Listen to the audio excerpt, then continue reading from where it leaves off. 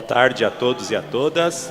Daremos continuidade ao seminário BBM 10 anos, uma biblioteca viva. Vamos chamar para a mesa, para a mediação, Lígia Ferreira, da Unifesp e conselheira da BBM.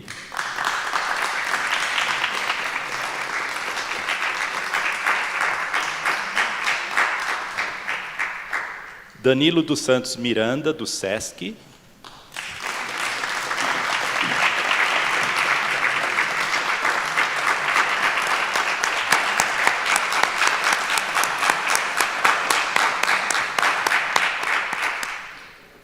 Júlia Sainz Kovensky, do Instituto Moreira Salles.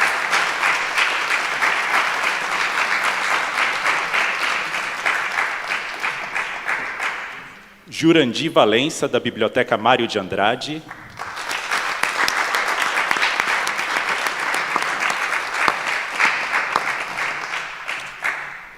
E Fabiano Piuba, da Secretaria de Formação, Leitura e Livro do Ministério da Cultura.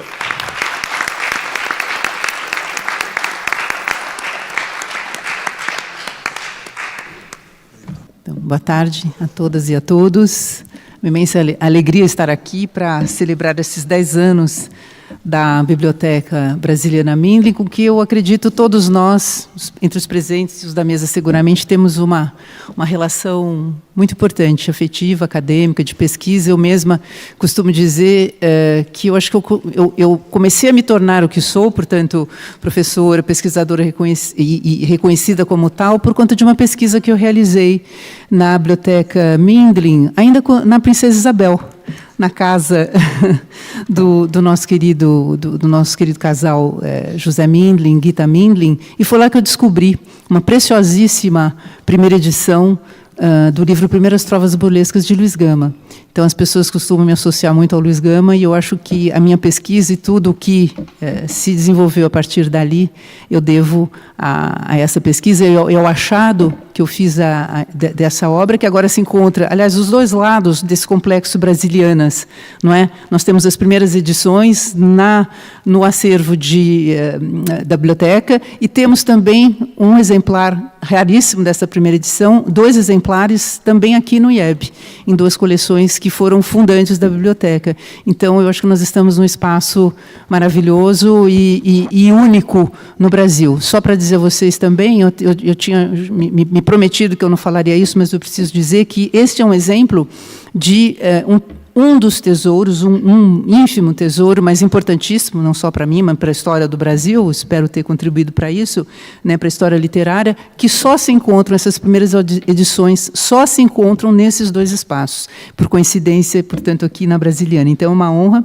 estar aqui hoje, e também como conselheira da biblioteca, convite, enfim, da família, uma grande honra, e é também a vocês que eu agradeço. Então, sem mais delongas, eu gostaria de dar início à nossa mesa, essa mesa luxuosa, eu diria para vocês, uma grande responsabilidade, que cujo tema é Brasil nos acervos e os acervos no Brasil. Então, eu vou ler muito brevemente aqui a mini-bio dos nossos convidados. O primeiro deles será a mais curta apresentação, porque, como apresentar Danilo Santos Miranda, gente? Diretor-geral do SESC São Paulo. Esse SESC que é uma riqueza, um privilégio para nós todos aqui de São Paulo, e, aliás, precisamos abraçar física e afetivamente esse SESC. Até me desculpei junto ao Danilo.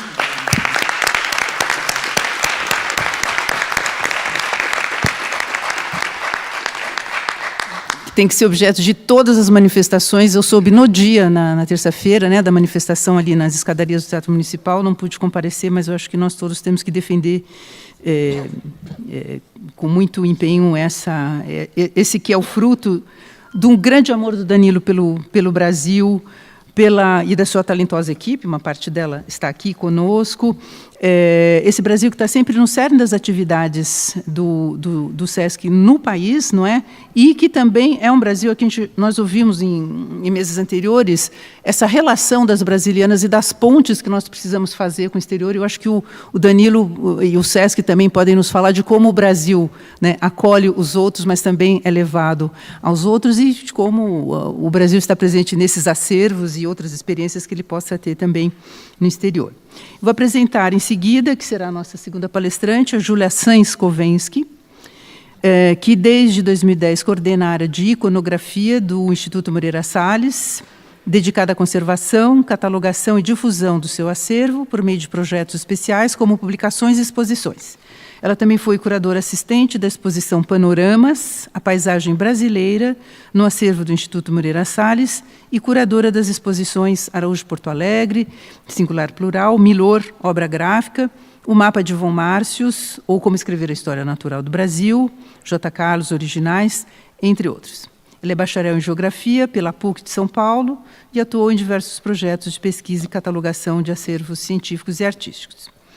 Em seguida, eu quero apresentar aqui à minha esquerda o Jurandir Valença, que vem das Alagoas, que é a terra de Graciliano Ramos. Para quem não sabe, para os que sabem, o arquivo de Graciliano se encontra aqui no IEB, né, o arquivo pessoal, que é um outro dos grandes tesouros que nós temos aqui no complexo. O Jurandir é artista visual, curador, jornalista, gestor cultural, atualmente, então, como nós dissemos, diretor da Biblioteca Mário de Andrade, que é, como vocês sabem, a segunda maior biblioteca do país e a maior do estado de São Paulo. Ele foi diretor adjunto do Centro Cultural de São Paulo e coordenador-geral dos Centros Culturais e Teatros da Secretaria Municipal de Cultura de São Paulo. Foi também coordenador-geral da Oficina Cultural Oswaldo de Andrade, Equipamento Cultural da Secretaria de Estado da Cultura de São Paulo e diretor de projetos do Instituto Cultural Hilda Hilst, em Campinas. E como artista visual e curador, ele tem trabalhado com fotografia, participou de mais de 70 exposições, enfim, tem um vasto... Peço perdão, mas eu não vou conseguir poder ler tudo, porque senão eu vou acabar sendo a palestrante. Estou aqui para fazer a mediação, mas é que o currículo de vocês é tão importante, a gente fica até com dó de cortar umas coisas aqui. Então, entre as suas curadorias mais recentes, destacam-se Revelando Hilda Hilst, de 2020, lá no MIS, em São Paulo. Talvez alguns de vocês tenham visto, que foi em homenagem aos 90 anos de nascimento da autora paulista. E temos também aqui a grande honra de receber o Fabiano dos Santos Piúba, que é secretário, que eu revejo depois de muitos anos, conheci lá no Ceará, secretário do setor de formação, livro e leitura do Ministério da Cultura, graças a Deus agora em outra fase. Né, falamos do que de reconstrução, refundação, tudo isso você vai falar.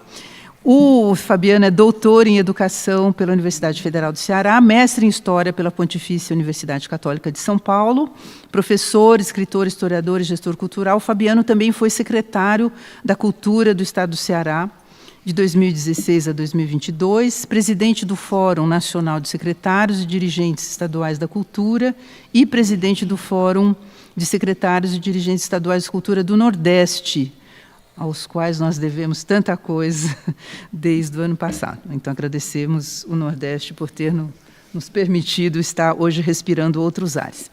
E no MINC, ele ocupou o cargo de diretor de livro, leitura, literatura e bibliotecas em várias gestões, e foi coordenador também da articulação federativa do programa Mais Cultura. Eu vou parando por aqui, porque acho que você vai nos falar disso, mas sabemos que o Ceará tem, nas suas atividades culturais ligadas à cultura e educação, vários prêmios e tem sido um modelo para nós todos no Brasil. Então, é isso. Então, para começar, eu passo a palavra para o nosso querido Danilo Miranda.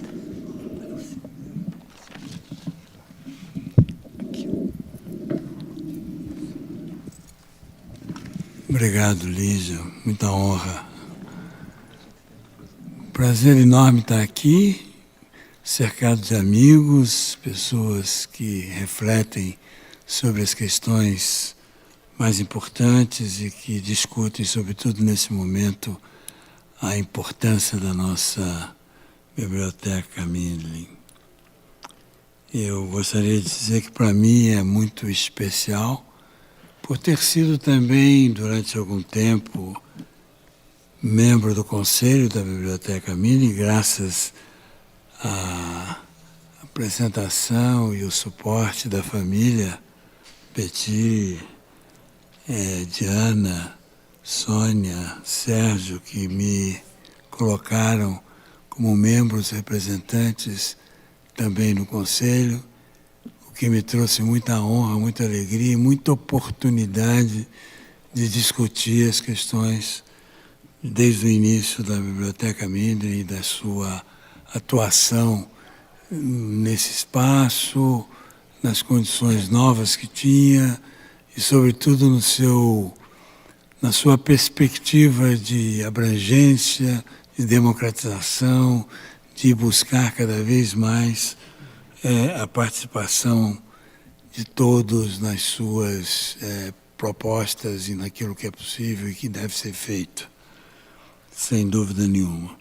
Então, na condição de gestor do SESC, eu gostaria de falar da nossa instituição um pouco, que tem essa vocação socioeducativa e, portanto, tem pontos comuns com todos aqueles que têm uma perspectiva também cultural, também educativa na sua atuação. Os valores, o exercício da cidadania, a preservação crítica da memória, né? Gostaria de propor, então, alguns apontamentos sobre isso, que versam sobre a relevância dos acervos, sobretudo aqueles que permitem, por meio da sua difusão, uma compreensão mais aprofundada na nossa sociedade. Por isso, recorro à ideia, primeiro, de brasiliana, de que se trata, né? Essa dimensão educativa das brasilianas, que, em linhas gerais, entende-se por brasiliana um acervo composto por livros, documentos, que tem o Brasil como tema, produzido entre o século XVI e XIX. Essa definição, proposta pelo bibliógrafo Rubens Borba de Moraes, foi ampliada com o passar dos anos e, para além de representar uma coleção, ganhou também o status de campo de estudo. E teve, na pessoa de José Mindlin e da sua digníssima esposa, Dona Guita, um cuidado muito especial na preservação de todo esse material, como todos nós sabemos. As diversas coleções de brasiliana mantidas por instituições brasileiras e estrangeiras e as várias combinações possíveis dentro de uma mesma coleção permite compreendê-las como polissêmicas e plurais. Trata-se, portanto, de um conjunto de valor material e simbólico absolutamente inestimável, que é fundamental para pensar e escrever sobre o Brasil. Isso nos faz refletir sobre a dimensão educativa das brasilianas, que abarca processos complexos e delicados como a preservação, a difusão e a pesquisa proposta por esses acervos. Os acervos no Brasil.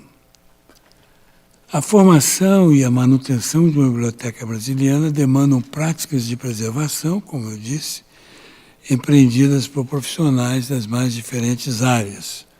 Envolvem desde a prospecção até a guarda, passando pela identificação, a reunião, a organização, a conservação, amparados numa consistente política de aquisição e incorporação de documentos.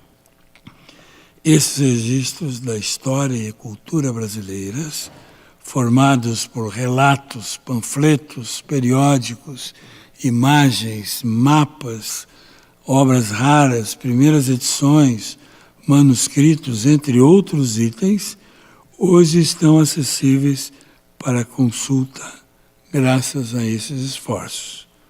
Estar hoje presente nesse evento, portanto, num espaço que representa, como poucos no país, a ideia de brasiliana, a ponto de adotá-la em seu próprio nome, me permite saudar a relevância desse lugar. Não por acaso o SESC e a Biblioteca Brasiliana Guita e José Mindlin mantêm há anos diálogos constantes, a partir do empenho que nos une, colaborar para o desenvolvimento das pessoas por meio de uma leitura profunda de nosso país. E essa colaboração tem se consubstanciado, além de uma permanente atenção e divulgação mútuas, tem realizado algumas publicações em conjunto, de modo que possa, com isso, difundir mais ainda os objetivos. O Brasil dos acervos. A difusão das brasilianas por meio de exposições, publicações e projetos de digitalização possibilitam o acesso à pesquisa, contribuindo para variadas leituras e interpretações acerca do Brasil. Por meio do estudo dessas obras, são construídos e partilhados conhecimentos sobre povos, paisagens, lugares, saberes, manifestações, linguagens, costumes e itinerários que se propõem a explicar as origens e o aspecto diverso da nossa cultura. Inspiração e exemplo. A valorização das coisas e gentes do Brasil, fomentada pelos acervos de Brasiliana, deve servir de inspiração para que outras instituições trilhem caminhos semelhantes. E, sem dúvida nenhuma, é disso que se trata quando nós refletimos na nossa atuação também um esforço na mesma direção. Cito brevemente 3 iniciativas nossas do SESC nesse campo. Primeiro, o acervo SESC de Artes, formado por obras de diferentes matizes estéticas e oriundas de variados períodos. Estão expostas na maioria das nossas unidades. Para além de compor um patrimônio de artes visuais, serve também como suporte para as ações socioeducativas da entidade, além de serem frequentemente emprestadas para outras instituições, a fim de constituírem mostras de variadas curadorias. Por ser especializado em artistas brasileiros, este acervo oferece um rico painel da diversidade de imaginários que compõe nosso quadro cultural. Um outro exemplo, o acervo do Centro de Pesquisa Teatral e do diretor Antunes Filho.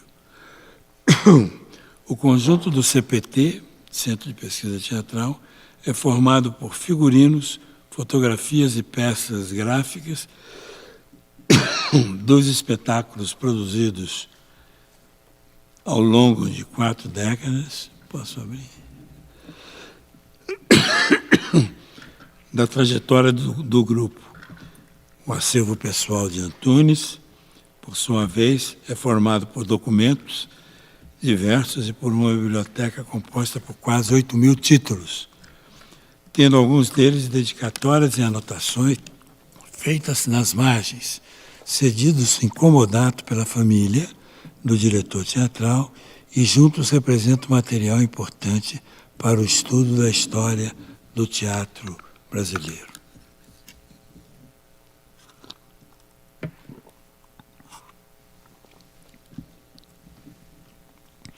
Projeto Relicário, bem recente, dedicado à difusão de registros audiovisuais do acervo da instituição, que contou recentemente com o lançamento em formato digital da gravação de um espetáculo do cantor e compositor João Gilberto, por ocasião da inauguração, do momento da inauguração do Sesc da Vila Mariana, em 1998, e inclui no repertório músicas até então inéditas.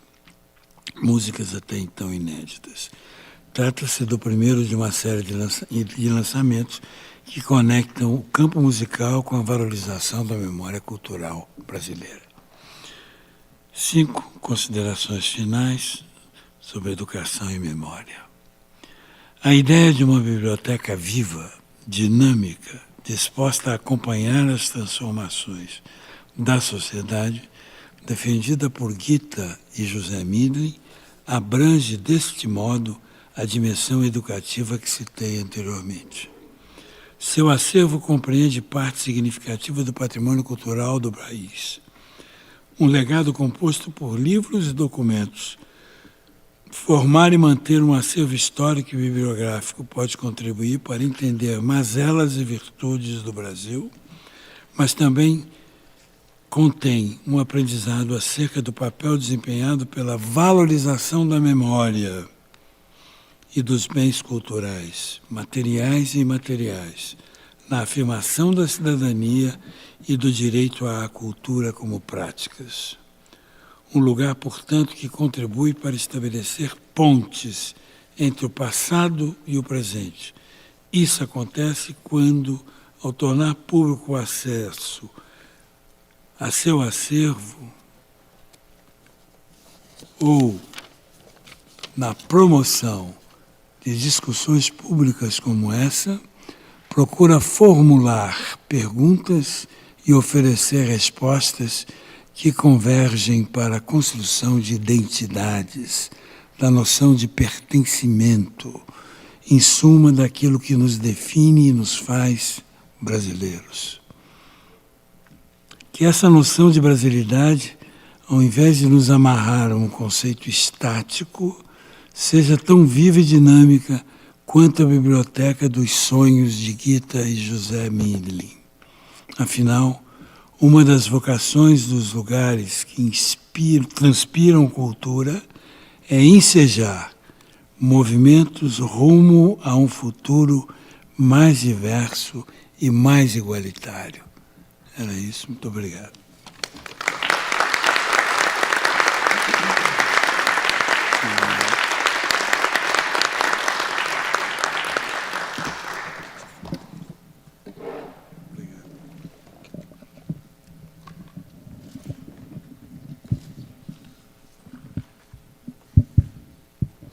Obrigada, Danilo. A gente sempre bebe não só nas suas palavras, mas a sua presença já é uma inspiração para nós. É uma grande alegria poder contar com você aqui hoje. E agora também eu gostaria de passar a palavra à Júlia Sainz, do Instituto Moreira Salles, que acho que vai nos fazer uma projeção também, não é? Tem algumas imagens que eu queria compartilhar com você.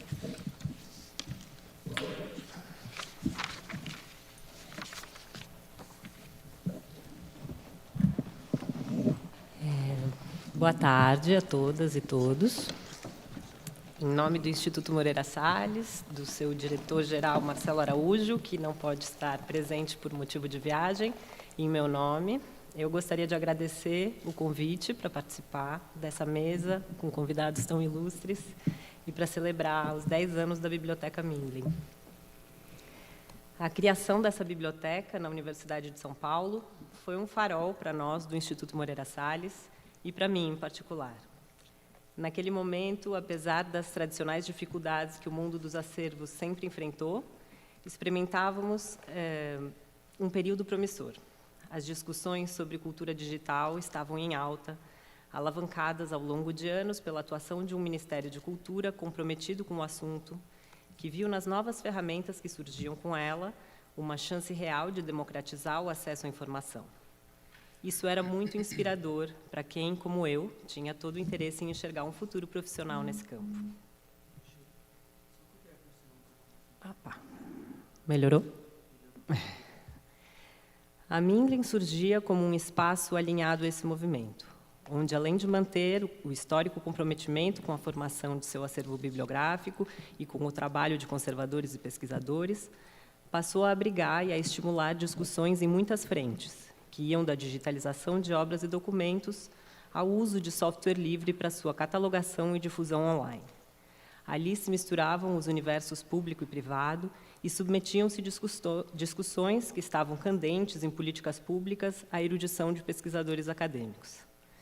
De fato, estávamos vivendo um momento de busca por novos caminhos e estratégias que permitia que pessoas com diferentes vivências e repertórios se encontrassem em um mesmo ambiente.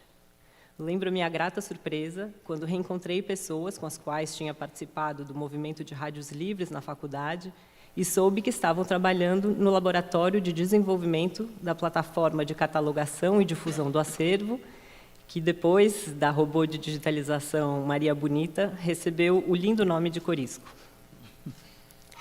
Quando começamos a planejar a disponibilização online do acervo do Instituto Moreira Salles, naturalmente a experiência da Mindlin era uma referência.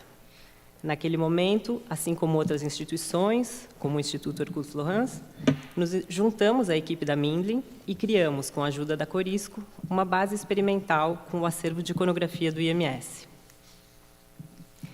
Aquela primeira base não seguiu adiante, depois acabamos optando por outro caminho, mas nada foi perdido. A estruturação das informações e, principalmente, o exercício de trabalhar em um projeto colaborativo, encontrando pontos e linguagens comuns entre equipes de diferentes instituições, foi fundamental para preparar a nós, no Instituto Moreira Salles, para os desafios que passaríamos a encarar nos anos seguintes.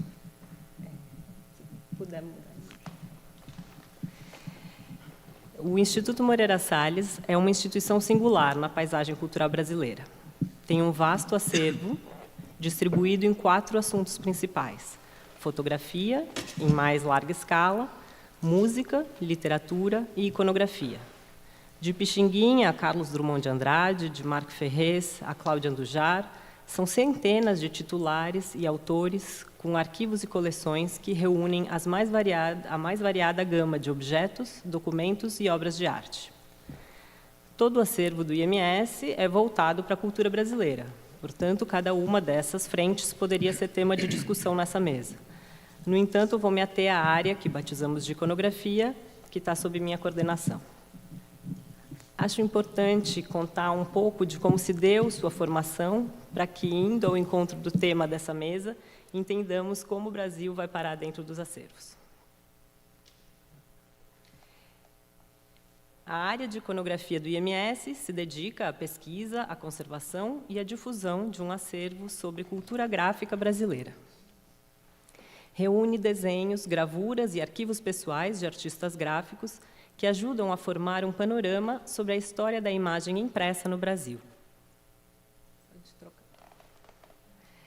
Sua criação se deu em 2008, quando o IMS adquiriu a coleção Marta e Érico Stickel, uma brasiliana composta por cerca de 1.500 obras, realizadas em sua maioria por artistas e naturalistas europeus que retrataram aspectos do Brasil a partir de viagens feitas por eles ou de relatos que ouviram. Entre os mais de 200 autores presentes nessa coleção, pintores, desenhistas, gravadores e editores, encontram-se nomes caros a estudiosos da iconografia nacional, como Rugendas, Debré, Briggs, Cicerri, Martinet, von Marcius, entre outros, e autores menos conhecidos, como Marguerite Tolemache e Franz Joseph Frubeck, que permitem ampliar os estudos sobre o período. A essa coleção se juntaram outros conjuntos que já existiam na instituição, mas que então passavam a ser reunidos em uma área dedicada a seu estudo e preservação. Eram também registros iconográficos do Brasil do século XVII ao XIX. Entre eles, os desenhos do inglês Charles Landser, as aquarelas do Franz Keller, as aguadas do pintor e militante dinamarquês Harro Hering. As obras do Landser, acrescidas de alguns desenhos atribuídos ao pintor inglês William John Burchell, compõem o Highcliffe Album, um conjunto que reúne uma documentação visual rara e de extrema beleza, com representações em desenho e aquarela de paisagens, arquitetura e costumes do Brasil imperial. A riqueza das obras que compõem essas coleções não se limita ao valor estético ou artístico que elas certamente têm. Essas imagens, que muitas vezes circulavam em publicações, periódicos, souvenirs ou folhetos, faziam parte da vida cotidiana de quem as consumia e abarcam desde registros científicos até desenhos amadores realizados em diários íntimos e pessoais. Elas ofereciam ao seu observador, na época, e continuam oferecendo, um discurso sobre como era o Brasil e o que acontecia dentro do seu território, e como todo discurso pode ser analisado, compreendido e questionado. a Marguerite Lemache, que é das menos conhecidas e é a única mulher dessa coleção, presente nessa coleção.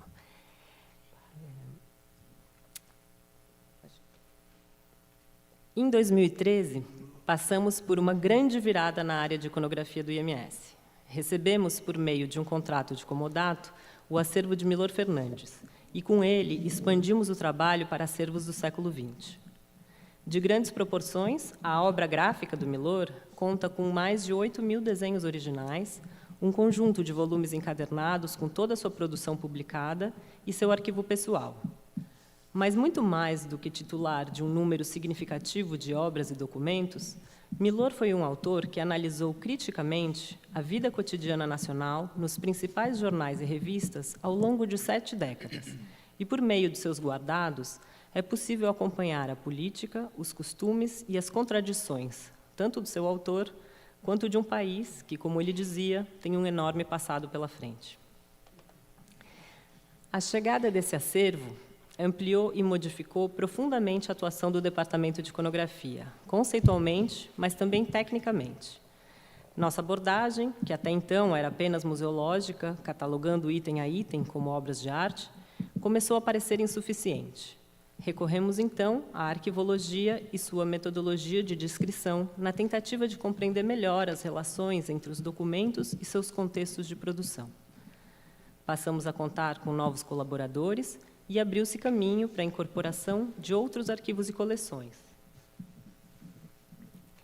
como a de J. Carlos, responsável pelas ilustrações das principais publicações cariocas das décadas de 1920, 1930 e 1940. E, mais tarde, da chargista Hilde Weber, bem como do cartunista Cláudios e do caricaturista Cássio Loredano. Esses 2 últimos, vivos e atuantes, acompanham de perto o trabalho que fazemos com seus arquivos. Atualmente, temos, então, 2 linhas de trabalho que organizam nossos projetos de pesquisa e norteiam a formação do nosso acervo. Uma brasiliana, voltada para a iconografia brasileira, produzida até o final do século XIX, e outra voltada para a imprensa ilustrada, com arquivos e coleções de artistas gráficos que atuaram ao longo do século XX.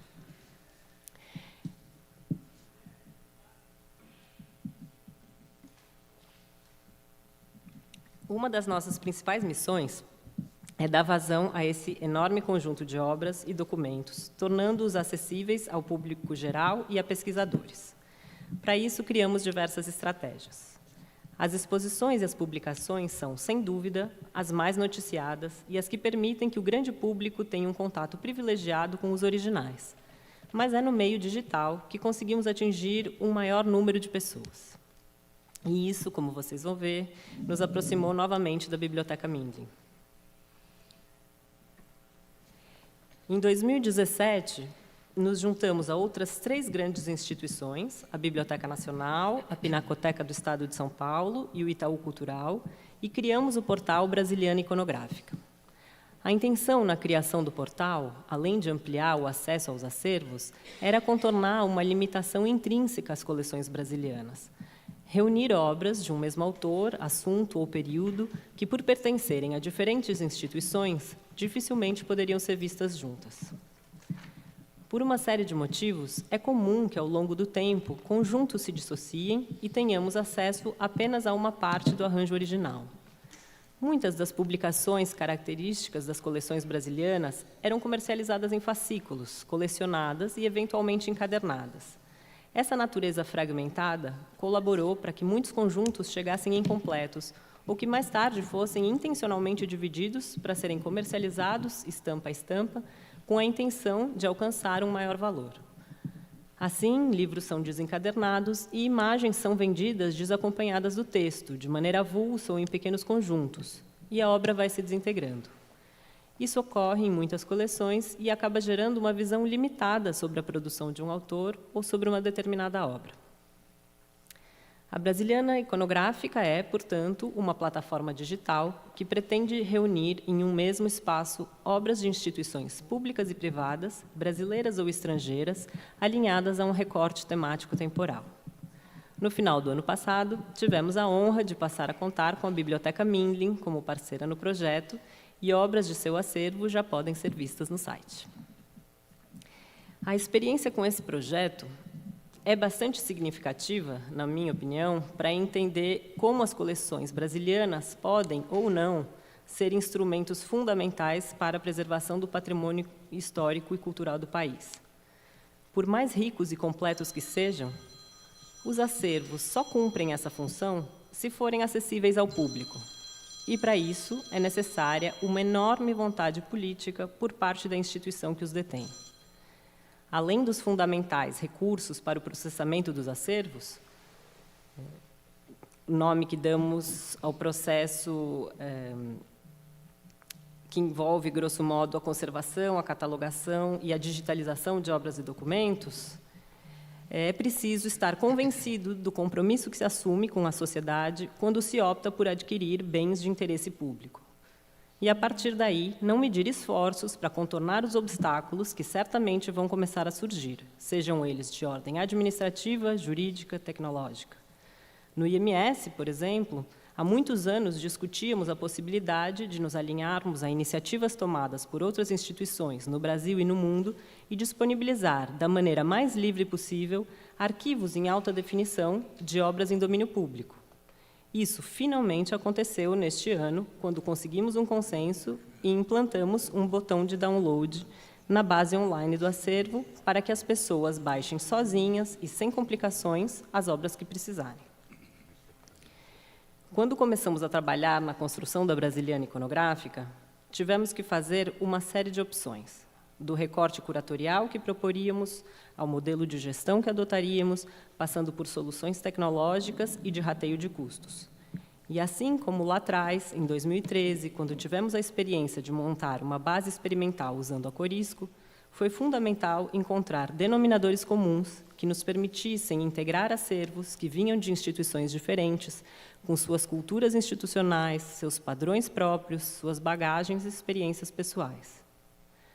Ao pensar no vocabulário controlado que adotaríamos, por exemplo, ao invés de adotarmos um tesauro já existente ou buscar termos muito específicos, optamos por trabalhar com categorias abrangentes, como períodos históricos, divisões regionais e assuntos que, apesar de estarem em constante revisão, sejam consenso entre todas as instituições. Mas esses processos de convergência exigem muito mais do que adotar um ou outro padrão de metadados. É necessário fazer concessões e entender onde é possível flexibilizar. Esse exercício diplomático, por mais cansativo que seja, é fundamental para a construção de um projeto coletivo.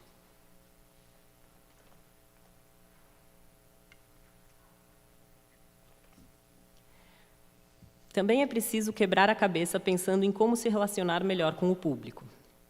Na Brasiliana, além do acesso às obras, a ideia era criar um espaço de reflexão e debate, reunindo, por exemplo, textos de especialistas convidados que, a partir de seus temas de pesquisa, propusessem uma curadoria digital, com as imagens presentes no portal. Para atrair um público amplo e não especialista, publicamos a cada 15 dias pequenos artigos que celebram efemérides, informam a respeito de um determinado artista, período ou tema, e onde tentamos relacionar as obras a questões contemporâneas. Assim, já se discutiu como era a assistência de saúde no Brasil, muito antes do SUS, a permanente superlotação nas prisões desde o século XVIII, a dívida que temos com os povos indígenas por conta do ciclo da mandioca, ou ainda como se dava o aleitamento materno no período escravista. Atualmente, estamos trabalhando na tradução do material já existente no site para o inglês e, quem sabe, mais para frente, consigamos traduzi-lo também para o espanhol. Essas são as questões que eu queria trazer para vocês e contribuir com esse debate, que certamente não se encerra aqui. Eu convido a todos a explorar a Brasiliana Iconográfica, os sites do IMS, e a nos procurarem para falar sobre eles sempre que quiserem. Afinal, são acervos que dizem respeito a todos nós.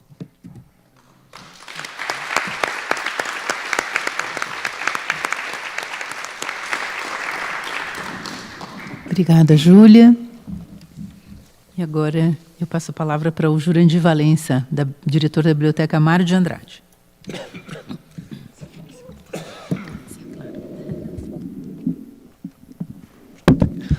Olá, boa tarde a todos, todas e todos presentes. É uma honra estar nessa mesa luxuosa, cremosíssima. Quero agradecer ao Alexandre e ao Hélio pelo convite, estar junto aqui do Danilo Santos Miranda, reforçando aqui todo o meu apoio à instituição SESC, que é uma instituição fundamental na cidade de São Paulo, no estado de São Paulo e para o país. Agradecer também a Júlia, essa mediação linda, o Fabiano, a Lígia, com essa mediação maravilhosa, o Fabiano e a Júlia. Eu vou falar aqui do ponto de vista de um gestor, que pensa fora da caixinha, que pensa fora da curva, porque eu acho que atualmente na gestão pública, seja ela pública ou privada, nos tempos atuais, depois de tempos sombrios que nós passamos, se a gente não pensar fora da curva e da caixinha, eu acho que a gente não consegue alavancar ideias e pensamentos. Eu peguei a Mário de Andrade, a gestão, a direção da biblioteca, há 1 ano e meio atrás, num período da pandemia, pós-pandêmico. Então, para vocês terem uma ideia, antes da pandemia, a biblioteca ela tinha um público de cerca de 500 mil de pessoas que passavam por ano na biblioteca. E isso eram os 2 últimos anos antes da pandemia. Veio a pandemia e esse número caiu drasticamente para 9 mil pessoas ao ano. Isso se repetiu nos 2 anos da pandemia. Então, eu entrei no final de 2021 com o intento, a intuição era a reabertura paulatina e presencial das atividades da biblioteca, mas também trazer um novo público, trazer de volta o público que já frequentava a biblioteca, mas também trazer um público completamente novo. Eu começo aqui falando, lançando uma pergunta. Em meio ao tsunami de informações que temos acesso por N dispositivos, por N aparelhos, como assegurar a fundamental importância das bibliotecas nos tempos atuais? Por que ainda precisamos delas, e por que elas são essenciais em meio à quantidade infinita de informações que nos atravessa a todo dia e a todo momento? Para mim, uma biblioteca, o acervo da biblioteca não é só livros, não são só documentos, mapas, gravuras, obras de arte. Para mim, o acervo da biblioteca são as pessoas, são a equipe de funcionários também compõe esse acervo, porque sem a equipe nada aconteceria, na verdade. Eu sempre achei que o acervo não é algo morto, para ser apenas consultado, estudado, pesquisado. Ele para ser vivido, redescoberto por outros meios e linguagens. Já está o slide, tá. É fundamental criar outras conexões e relações com o acervo, sempre levando em conta, claro, que o eixo principal é o livro, a literatura, levando em conta a política do acervo no que diz respeito à política de aquisições, de desenvolvimento do acervo, da sua preservação e da sua conservação. Eu acredito que em uma biblioteca, no hic et nunc, no aqui e agora, o seu acervo deve dialogar com outras linguagens além da literatura, sendo atravessada pelas artes visuais, pelo cinema, pela música, teatro, saraus, slams, performances, oficinas, feiras culturais, etc. Uma biblioteca deve dispor de mecanismos atrativos voltados à comunidade, mediante ações de dinamização. Então, essas ações são as ações culturais junto ao público, porque a biblioteca ela desempenha vários papéis. Ela não é só aquele templo, aquela ideia do templo sagrado, silencioso, que você vai lá quietinho no seu canto para pesquisar e estudar. Eu acho que uma biblioteca ela tem que dialogar viva e pulsar como pulsa a cidade. Ela tem que ser um local educacional, cultural, informacional, de lazer, de recreação, um local de encontros, de coworking também, mas sempre alinhada com a sua função primordial, que é a formação de leitores. Uma biblioteca, seja ela pública ou privada, é de suma importância em uma comunidade ou na sua cidade, pois, além da disseminação da informação, ela exerce um papel social determinante para a inclusão de novos indivíduos na comunidade e na cultura. Como eu falei antes, ela tem que ser viva, ela tem que pulsar como pulsa a cidade onde ela encontra, ainda mais a cidade de São Paulo, né, que é essa megalópole. Né. Desde a minha entrada, 1 ano e meio na gestão, a biblioteca teve um aumento de 1.500% de público, um aumento significativo. Eu gostaria de passar o outro slide, por gentileza. Ela é a segunda, como a Lígia falou, a segunda maior biblioteca do país, quase centenária. Em 2025 ela completa 100 anos. Né? Ela foi criada inicialmente na rua 7 de Abril, depois, que é pertinho ali da Mário, atualmente, do prédio sede. Depois, nos anos 40, né, Mário de Andrade, enquanto diretor do Departamento de Cultura, ele convenceu o prefeito, o Fábio Prado na época, a chamar o Jacques Pilon, o arquiteto francês, para construir esse prédio icônico onde a biblioteca se localiza hoje. O fato dela estar no centro da cidade, pertinho do metrô República, perto do Anhangabaú, é um fator muito inclusivo e determinante para que as pessoas tenham acesso. Né? Uma das questões que eu conversei com o Lígia antes, queria lançar, né, é a questão de que a Brasiliana, vou falar já da Brasiliana na Biblioteca Mário de Andrade, mas o fato da Brasiliana estar na USP, ela está, né, dentro de um lugar acadêmico, né, que tem um metrô perto, tem meios de transporte, eu acho que pode inibir em grande parte ao público. Então, eu lanço aqui uma questão, um desafio, que é trazer a Brasiliana, né, já que a Brasiliana ela está, né, voltada para a história, para o Brasil. Que Brasil é esse? Eu sempre penso no Brasil que Mário de Andrade buscava, né? Tanto que o tema do Festival Mário de Andrade este ano, a terceira edição do festival, homenageia os 85 anos da pesquisa de missões folclóricas do Mário. Então, eu acho que uma ideia interessante a ser lançada é que a Brasiliana dialogue e seja atravessada por outras linguagens, né? O que pode ser ali pesquisado, né, revisto na coleção, que possa trazer à tona, né, ligada às artes visuais, ligada à música, ligada ao teatro, enfim, fazer com que essa coleção tão preciosa, tão importante, se torne cada vez mais viva e sendo vista, pesquisada, né, ter uma fruição com a comunidade. Então, isso é uma questão que eu queria deixar na mesa também. Enfim, vamos continuar aqui. Tem um livro que eu li recentemente, que é o livro Como Organizar uma Biblioteca, né, que é do crítico editor italiano, do Roberto Calasso, que faleceu em 2021. E ele tem uma frase no livro que, para mim, ela reverberou e reverbera até hoje. Ele fala que as bibliotecas, elas são mais organismos vivos do que apenas catálogos ou um acervo. Então, isso, para mim, dialoga muito com o que eu penso de gestão pública, né? Vou falar um pouco aqui, antes de finalizar, da coleção brasiliana A Félix Pacheco, que se encontra no acervo de raros e especiais da Biblioteca Mário de Andrade. Tanto a coleção brasiliana, que se encontra lá na biblioteca, quanto o acervo de raros e especiais, eles podem ser consultados, né, com atendimento, sob consulta, né, um agendamento. Então, está aberto não só para pesquisadores, tradutores, biógrafos, etc., mas também aberto ao público em geral, né. Tem uma história aqui que a Joana, aqui presente, que coordena, né, o acervo de raros, me contou, que eu achei interessante, que a coleção Félix Pacheco, que se encontra lá, ela foi negociada pelo Mário de Andrade e pelo Rubens Borba, né, com a viúva do Félix Pacheco.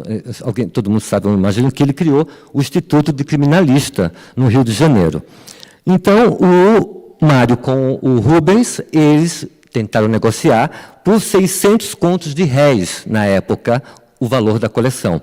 Pediram para o Paulo Duarte pedir para o Fábio Prado, então prefeito, liberar esse dinheiro. O Fábio Prado, sem titubear e sem perguntar para quê, olha que coisa maravilhosa, ele liberou 650 contos de réis. E assim foi comprada a coleção Félix Pacheco, que se encontra na Biblioteca Mário de Andrade. Um outro dado interessante é que depois dessa compra, que o Mário era muito rápido, tinha uma outra instituição, um outro colecionador interessado, que ofereceu 1.000 contos de réis. E a viúva ficou pé da vida, é óbvio, porque ela perdeu uma grana nisso aí, né? Enfim, a coleção brasiliana é formada de livros sobre o Brasil, né, no todo ou em sua parte, impressos ou gravados, desde o século XVI até o final do século XV, até 1900 também. A Biblioteca Mário de Andrade possui a coleção Paulo Prado e a Félix Pacheco, a mais importante da coleção. Em 1969, por coincidência o ano que eu nasci, no catálogo de obras raras da Biblioteca Municipal, foi publicado esse impresso, no qual, naquela época, constava 4.600 títulos dos livros mais importantes do acervo da BMA. Né? Em 1980, foi impresso um suplemento com outros 1.200 títulos. Atualmente, cerca de 56 mil títulos de obras raras já foram catalogados na base de dados online da Biblioteca Mário de Andrade. E cerca de 200 livros, em sua maioria da coleção Félix Pacheco, foram digitalizados e também disponibilizados online. Em setembro de 2013, a biblioteca recebeu uma coisa maravilhosa, que foi uma doação do Pedro Corrêa do Lago, né, com a parte final da coleção Félix Pacheco, que estava com a família, né, do próprio. Esse pequeno acervo que ele doou, são 142 volumes, reúne algumas das obras impressas por ele ainda em Paris até 1822. O acervo ficou em posse da família por quase 100 anos, tendo sido comprado pelo Pedro Corrêa do Lago na década de 1990 e doado décadas depois para a Biblioteca Mário de Andrade. Eu queria passar ali os slides, por favor. Aí tem alguns números recentes da biblioteca. Em 2022, eram 12 mil acessos por mês, né? A retomada pós-pandemia, chegamos ao final do ano passado com um público 16 vezes maior do que o registrado em 2021. Atualmente, estamos com uma média de 15 mil pessoas sendo atendidas por mês. Né? Temos a seção circulante, né, que a entrada é pela Avenida São Luís, e aí está o número de empréstimos, que também cresceu bastante. No ano passado foram 7.400, atualmente 10.700. O próximo slide, por favor. O acervo da Mário de Andrade, ele reúne, abriga cerca de 3 milhões de itens. E quando eu falo itens, eu não falo só livros, né? São documentos, gravuras, mapas, material audiovisual, etc. Né? Cordéis, etc. Bem, mais de 2.200 novos títulos foram adquiridos no ano passado e este ano nós recebemos da Prefeitura um aporte de mais de R$1 milhão para compra, não só aquisições de livros, mas também para adquirir mais coisas para o acervo. Inclusive, nós vamos fazer agora um projeto que é a higienização da torre, a famosa torre de mais de 20 andares da biblioteca. É um projeto de mais de R$1 milhão, e depois de muitos anos, né, toda a torre vai ser higienizada. Então, a gente está cuidando com muito afeto desse acervo preciosíssimo. Né, aqui está a política de desenvolvimento das coleções da Mário, que segue sempre essa questão da bibliodiversidade. Eu sempre falo para a equipe, para a gente sempre comprar, também adquirir livros, não só ligados à bibliodiversidade, mas também ligados a editoras independentes, editoras periféricas. Né? Sabemos que existem editoras maravilhosas, que têm títulos incríveis, mas existem também, né, com a queda de algumas grandes livrarias, né, surgiram editoras que estão orbitando, né, o meio editorial, que são incríveis. Então, nós buscamos também contemplar essas editoras independentes, essas pequenas editoras, as editoras periféricas, sempre relacionando a bibliodiversidade. O próximo slide, por favor. Bem, o prédio, existe o prédio sede, que é esse prédio que está lá na Consolação com São Luís, do Jacques Pilon, maravilhoso. Temos a hemeroteca, que é ali também do lado, na Praça Dom José Gaspar.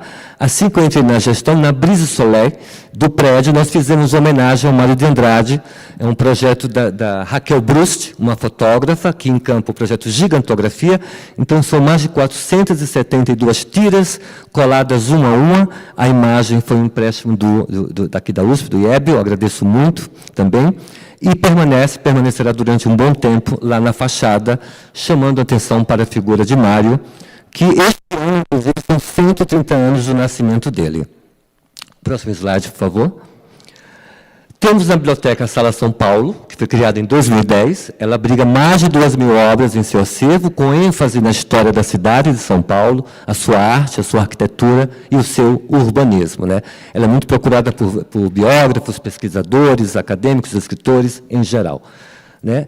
Nós estamos também formando parcerias com outras instituições, também, inclusive turísticas, porque a Mário se tornou, esqueci de comentar, quando eu entrei na gestão, a Mário tinha um ar um pouco vestuto, né? Tinham pessoas que paravam na porta da biblioteca e se benziam, pensando que era uma igreja.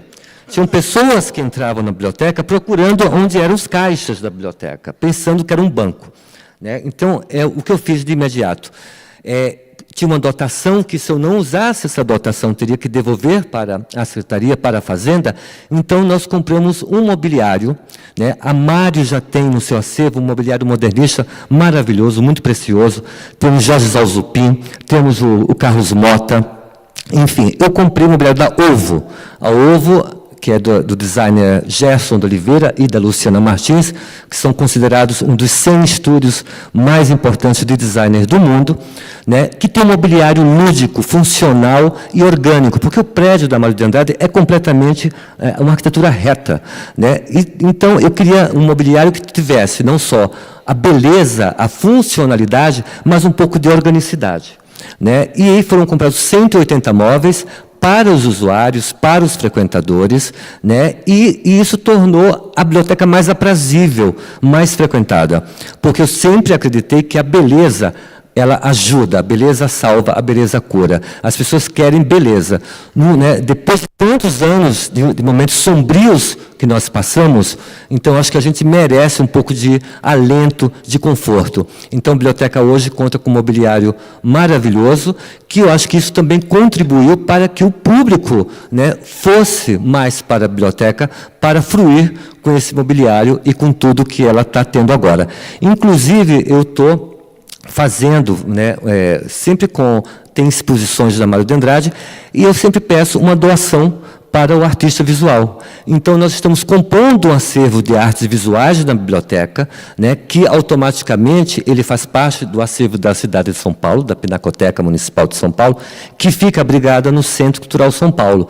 E esse acervo está sendo distribuído na biblioteca. Por exemplo, temos a Sala Silenciosa, que fica no 2º andar, e ela é uma sala maravilhosa, enorme, que é uma sala que é muito procurada por pesquisadores que querem mais o seu cante ali quietinho, ficar quieto ali, e ela está cheia de obras de arte. E é perceptível esse aumento de público diante, né, dessas obras que estão lá expostas. Outro slide, por gentileza. Bem, temos o acervo de obras raras especiais, que foi fundado na década de 1940. São mais de 40 mil livros e 10 mil outros documentos, incluindo manuscritos, fotografias, gravuras, desenhos, cartões postais e moedas antigas, né? A coleção, com obras raras do Brasil, a coleção possui itens anteriores ao ano de 1500. Tem os iconábulos, que foram feitos, eu acho, entre 1450 e 1500, aquelas encadernações bem artesanais, preciosíssimas, e elas estão lá conosco também. Próximo slide, por favor. Então, temos aí, falando da coleção brasiliana na biblioteca, né, formada por livros impressos sobre o Brasil, impressos desde o século XVI até o final do século XIX. As coleções Paulo Prado e Félix Pacheco reúnem cerca de 4.600 títulos dos mais importantes que a biblioteca abriga, né? A coleção possui itens anteriores ao ano de 1500, né? Como eu citei, também tem os iconábulos, e são mais de 600 obras anteriores ao século XVII, além das posteriores. Próximo slide, por favor. Bem, aí eu vou falar um pouco da programação cultural daqui a pouco, mas a biblioteca atualmente reúne shows, palestras, eventos, feiras, exposições, debates, rodas de leitura, cursos, teatros. Inclusive, hoje, neste momento, está tendo o João Silvério Trevisan, maravilhoso João Silvério, que está dando um curso sobre literatura na terceira idade. Então, na biblioteca, a nossa programação abrange, aos sábados, uma programação infantil voltada para pais e bebês, com oficinas e teatro para adolescentes, e vai até a terceira idade, que está um sucesso esse curso. Hoje também está tendo a 7ª aula de um curso que chama Astrologia e Literatura. Nessa 7ª aula vai ser falado o signo de Libra, e Mário de Andrade, que era um libriano como eu. né? Mas a primeira aula foi o Ário, foi o signo de Áries com Charles Baudelaire, né? Depois teve Touro com a Hilda Hilst, teve Gêmeos com Fernando Pessoa, Câncer com Marguerite Duras, né? Aí teve Leão com Herman Melville, enfim. A ideia é atrair um público novo para a biblioteca com outro tipo de linguagem. Sabemos que a astrologia é uma linguagem que interessa a todo mundo, mas como fazer essa junção entre astrologia e literatura? E daí surgiu a ideia de falar dos signos e da obra dos seus respectivos autores. Aqui, eu vou falar do festival, como eu falei, vai acontecer em outubro, estão todos convidados, dia 20 e 21 de outubro, 20, 21 e 22 de outubro, uma sexta, sábado e domingo, gratuito. Ano passado foi a segunda edição, foram cerca de 20 mil pessoas que foram contempladas pelo festival, e esse ano ele é dedicado especificamente aos 85 anos da pesquisa de missões folclóricas do Mário de Andrade. O próximo slide, por favor. Aí tem um pouco da programação recente, por exemplo. Estamos tendo aula de Tai Chi Chuan, inclusive ontem ou antes de ontem, Helena Inês, a musa do cinema novo, que é uma praticante, né, do Tai Chi Chuan há muitas décadas, esteve lá para uma conversa aberta com o público. Né? Estamos tendo esse curso com o João Silvério. No teatro, a gente sempre busca trazer teatro com literatura. Então, Trevas ao Meio-Dia foi um espetáculo cênico-musical baseado na poesia do Augusto dos Anjos. Tivemos também um espetáculo infantil baseado na Clarice Lispector, ali, O Quase de Verdade. Atualmente temos 3 exposições em cartaz na biblioteca, né, com o Marcelo Solar, que é um artista de Goiás, maravilhoso, o José de Quadros, um brasileiro que mora em Kassel, na Alemanha, e o Francisco de Almeida, que mora no Ceará. Então, a ideia, eu convidei a Teresa de Arruda para fazer a curadoria, a ideia do projeto era ter o papel como o suporte desses trabalhos, visto que o papel é o suporte do livro. Todas as 3 exposições se compõem de gravuras, né, estilogravuras, gravuras de metal, litogravuras, desenhos e técnica mista. E todas as 3 foram baseadas no acervo da biblioteca. Então, os 3 artistas se debruçaram no acervo da biblioteca e fizeram, né, trabalhos inéditos que dialogam com o acervo da Mário de Andrade. Estamos em cartaz também com Hamlet, que é baseado num livro do Augusto Boal. Né? Ontem à noite tivemos Escrever a Velhice, com a Ivana Ruda Leite, a Miriam Alves e a Zezé Mota. Estamos tendo também esse teatro de bonecos. O próximo slide, por favor. Ali são alguns slides do Festival Mário de Andrade. Então, tivemos uma mesa, que era o amor nos livros, né? Tivemos performances, tivemos uma mesa sobre o luto, que contou com a Aline Mota, José Luiz Peixoto, português maravilhoso, a Noemi Jaffe, né? A mesa de abertura foi com a Rita Von Hunt, não, a mesa não foi a abertura, essa foi outra. Mas tivemos essa mesa, o amor nos livros, com a Rita Von Hunt. Tivemos o concerto para o Vila Lobos, porque no final da Semana de Arte Moderna, em 1922, a semana foi encerrada com o concerto do Vila Lobos. E no ano passado, nós ressuscitamos esse concerto. Esse concerto não era apresentado há 100 anos e foi apresentado na sala do Conservatório da Praça das Artes. Nós também fizemos homenagem ao Almeida Prado, que é um grande compositor brasileiro, primo da Hilda Hilst. Tivemos aqui Primeiras Histórias, de Guimarães Rosa, com o Odilon Esteves. Tivemos um evento maravilhoso, o Cabaré Afrofuturista, com o Jonathan Fer e com convidados muito especiais. Ou seja, a biblioteca, ela dialoga com todas as linguagens com a intenção de torná-la mais viva e mais plural. Eu vou acabar aqui minha fala lembrando uma frase do bibliotecário e do professor americano David Lanks. Ele fala que precisamos esperar mais das bibliotecas e dos seus profissionais. A palavra biblioteca, que pela definição reducionista de dicionário é uma coleção de livros, um local ou um edifício, deve ser percebida pela sociedade como algo mais. O conceito da biblioteca deve ser revisitado, incluindo nela a sua verdadeira razão de ser, que são as pessoas. Uma biblioteca viva e pulsante. Muito obrigado.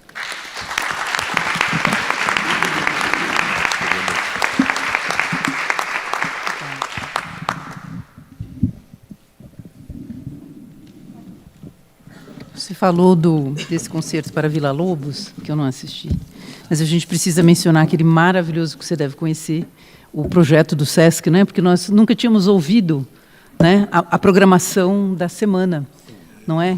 Exatamente. Então, foi um trabalho incrível, então, que continua ainda disponível, né, no portal do SESC. Então, a gente convida a todos assim, a ouvir a Semana, né, de Arte, inclusive com... Tem um box. A gente tem um box. O SESC publicou, né, editou uma caixa, um box de CDs maravilhoso sobre a pesquisa de missões folclóricas que se encontram nas lojas do SESC. Nós vamos relançá-lo, inclusive, no Festival Mário de Andrade. Um projeto, inclusive, que nasce aqui também, né, no IEB, com a curadoria da Flávia Toni, enfim, com a parceria de todos nós. Então, mais uma vez, como as brasilianas alimentam esses projetos maravilhosos. Eu estou, antes de passar a palavra para o Fabiano, essa mesa está me colocando um problema existencial. Porque eu sempre digo assim para os meus amigos do SESC, né, Andréia, Maurício, no CPF, de vez em quando a gente aparece lá, eu falo assim, gente, não vejo a hora de me aposentar para morar no CPF SESC, que fica lá, né, aquela programação maravilhosa. Todo dia eu perco muita coisa, só que o problema é que eu estou perdendo muita coisa aqui também. E muita coisa aqui no MS, no Moreira Salles, eu não sei o que eu vou fazer, mas enquanto o Fabiano fala, eu vou pensar nisso aí. Não é? Esse conflito existencial é bom. É bom, né? Pois é. Só quero ver o que você vai falar, porque depois vou ter que fazer uma ponte com Brasília ou com Ceará, não sei como é que vai ser. Vai aumentar essa angústia. Eu vou pegar esse aqui, acho que desculpa. mais É verdade. Oi. Deixa eu ver aqui. Acho que foi, né? Acho que já é boa noite, né? Uma boa noite a todas as pessoas aqui presentes. É uma alegria estar nesse templo tão sagrado, né, brasileiro, que é a Biblioteca Brasiliana Gita e José Midlen, na USP. Quero cumprimentar aqui a Lígia Ferreira, a professora Lígia Ferreira. Foi um reencontro depois de um bom tempo, depois de uma boa temporada, né? E você está mais linda, e que alegria foi encontrá-la aqui para fazer essa mediação, né, e essa conversa. Cumprimentar o Danilo Miranda. Eu escrevi um artigo chamado Gilberto Gil, Griot do Futuro, que é para sua... O Gil vai receber o título de Dr. Honoris Causa da URCA, que é a Universidade Regional do Cariri. E eu fiz essa defesa já junto à universidade e escrevi assim, Gil, Griot do Futuro.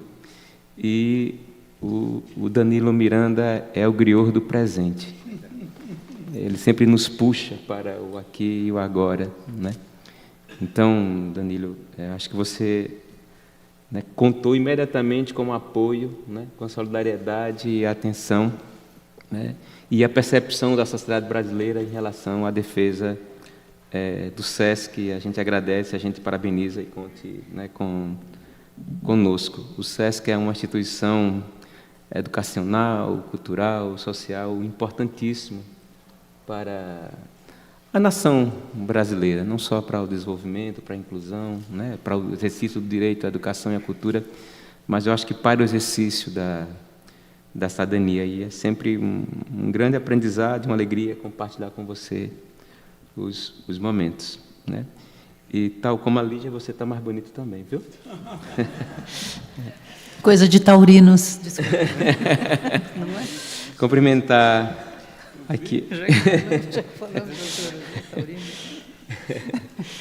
Cumprimentar o Jurandir Valença e parabenizá-lo pelo trabalho. Jurandir, você que já tem uma experiência em outras instituições, você traz, né, esse pulso e esse impulso também para a Biblioteca Mário de Andrade, e parabéns pelo trabalho, pela gestão. E também a Júlia Kovensky, do Instituto Moreira Salles, que, enquanto secretária de Cultura do Estado de Ceará, que eu tive ao longo desses últimos anos, a gente teve a grata satisfação de fazer uma parceria para a publicação de um livro, né, com fotografias do Luciano Carneiro, que cobriu a Revolução, né, cubana, né? Ele estava lá no dia, e também a Guerra da Coreia. Então, ficou um livro muito bonito, uma parceria com a Fundação também lá, Demócrito Rocha, e a Secretaria da Cultura do Estado de Ceará. E a importância, né, dessas instituições que estão aqui, né, com o seu acervo, já que o nosso tema é esse, Brasil nos acervos, os acervos no Brasil. Mas eu gostaria de cumprimentar aqui também duas pessoas, né, muito queridas, a Betty Mindlin, né, que com seu pai esteve lá no Ceará na Bienal de 2004, na Bienal de 2006, no encontro dos bibliófilos do Brasil, né, e foi dali que a gente se conheceu, e que bom revê-la. E cumprimentar também aqui um grande amigo, né, uma grande referência para mim nas políticas públicas, que é o José Castilho Marques, que foi secretário executivo do Plano Nacional de Livro e Leitura. Bom revê-lo, Castilho. Pois bem, o MINC voltou, como tem dito a ministra Margarete Menezes, ou então voltamos, né? E o MINC voltou Umbutu. Umbutu é uma filosofia africana, né, muito forte, que diz que sou porque nós somos, né? É aquela filosofia que diz que a sua dor é a minha dor. Então, ao longo desses 4 anos, a dor, né, dos trabalhadores e trabalhadoras da cultura, dos artistas, das artistas, dos agentes, produtores culturais, foi a dor também, nossa, né? Mas também que a sua alegria é a nossa alegria. Sou porque nós somos, né? E esse espírito Umbutu tem muito a ver com a ministra Margarete Menezes. O MINC é fruto, né, da redemocratização do Brasil, né?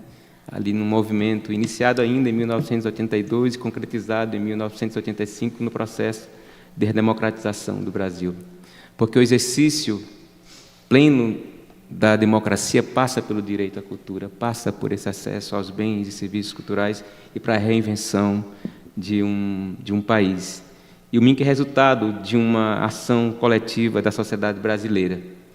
Eu dizia ainda, né, no processo que a gente estava da Lei Aldir Blanc, a Lei Aldir Blanc I, que foi um processo que mobilizou a sociedade brasileira em pleno contexto de pandemia, de isolamento ou distanciamento social, né, que o MINC voltaria por revoltação, não era o MINC que voltou, né? Nós tínhamos lá no Ceará, né, você lembra da história do Belchior, né, quando ele tomou uma decisão de se afastar de alguns convívios, né, mais sociais, e a gente falava, volta Belchior, né?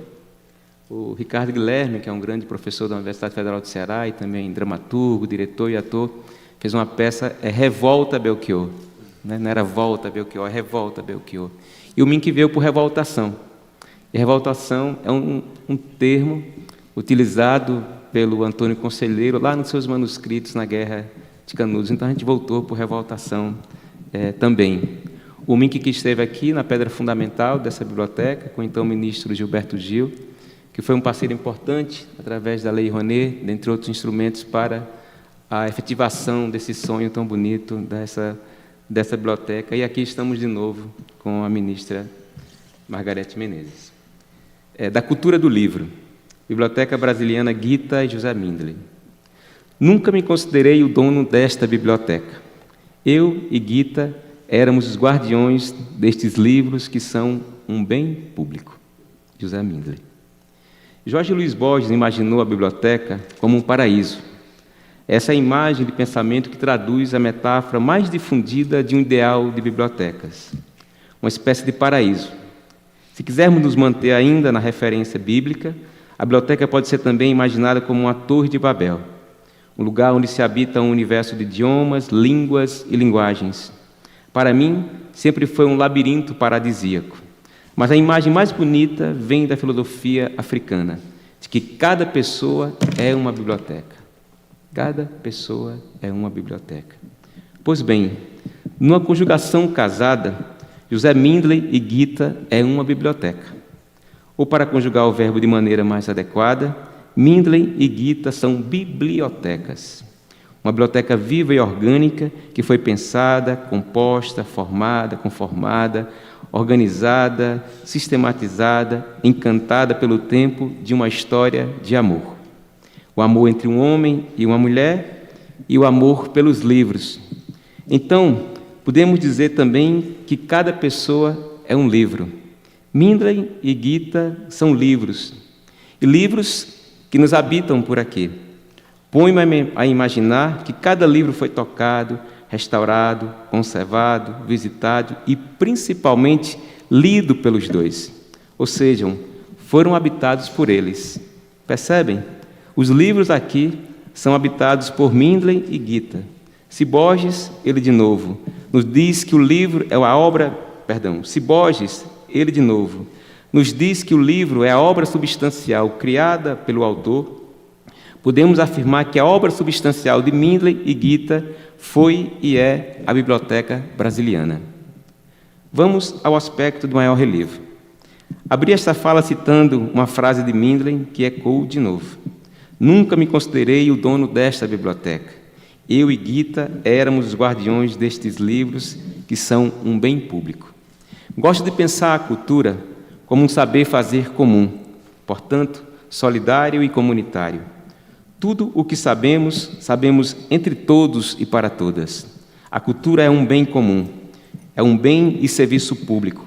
Portanto, nada mais belo e digno do que a percepção de Mindley de que esta biblioteca é um bem público e comum. Este ato ético e estético, político e social, é uma prática de cidadania. Se eles foram os guardiões, e ainda o são, porque seus espíritos habitam este lugar, a USP é hoje e sempre a grande guardiã deste acervo, desta biblioteca brasileira e brasiliana, que guarda e difunde uma extraordinária coleção sobre o Brasil, como encontramos no site da instituição. Nele, no site, também encontramos os 4 campos de saber de como a biblioteca está organizada em suas iniciativas de estudos. 1. Estudos brasileiros. 2. História do livro e da leitura, que é um dos temas que eu estudo ao longo da minha vida. Portanto, tenho que vir aqui mergulhar e navegar. 3. Tecnologia do conhecimento e humanidades digitais. E 4. Preservação, conservação e restauração do livro e do papel. Cada campo deste é um mundo de exploração e navegação, de estudo e pesquisa, de leitura e escrita, de investigação e fonte de construção de conhecimentos sobre o Brasil. A biblioteca é um lugar de democratização do acesso ao livro, à leitura, à informação e ao conhecimento. Como dínamo cultural, ela é também um centro de criação, difusão, formação e interação artística e cultural. Porém, a biblioteca também é tempo e história. Portanto, memória e patrimônio cultural, ambiente para pesquisa, reflexão, produção do conhecimento e de interpretações de mundos, cidades, países. Uma espécie, para lembrar Caetano Veloso, de o canto de um povo, de um lugar. A biblioteca é um pouco disso também, o canto de um povo, de um lugar. Pois bem, a Biblioteca Brasiliana Gita José Mindley é um acervo histórico, cultural e político. Todo o acervo é político do Brasil. Uma biblioteca guardiã, responsável pela salvaguarda, não só de uma memória e patrimônio cultural, mas também de como este acervo é água. É fonte para compreensão, reflexão, interpretação, construção e invenção de um país mais justo, solidário, sustentável, diverso e bem mais bonito, aqui, agora e no futuro. Antes de concluir minha fala, quero compartilhar uma breve história pessoal que tive com Mindley, creio que no ano de 2006. Ele, o então governador do Ceará, Dr. Lúcio Alcântara, eram grandes amigos e bibliófilos. O Mindley participou das Bienais do Livro do Ceará de 2004 e 2006, nos encontros nacionais de bibliófilos. Foi quando o conheci, pois eu trabalhava na Secult, Ceará, como coordenador de políticas de acervos, de livros e acervos, na gestão da Cláudia Leitão, e cabia a mim também coordenar a Bienal. O fato é que o Mindley possuía os manuscritos do livro O 15, de Raquel de Queiroz. E minha missão era desenvolver um projeto para publicação facsimilar da obra da escritora cearense. O Mindley me recebeu em sua casa por volta das 15 horas, tomamos um café saboroso demorado em sua sala de estar e depois seguimos para sua fabulosa biblioteca. Garoava em São Paulo e o jardim estava um tanto molhado. Um belo caminho de pedra se fazia da porta da sala até a biblioteca, que ficava na extremidade do jardim. Era assim, Beth? Naquele tempo, ele, o Mindley, já era um senhor na casa dos 90 anos, um senhor bem firme e autônomo. Mas eu tive o cuidado de acompanhar coladinho nele, com receio de um escorrego que pudesse provocar uma queda. Pois bem, o Mindley escorrega e tive tempo de segurá-lo para não cair e bater a cabeça na pedra.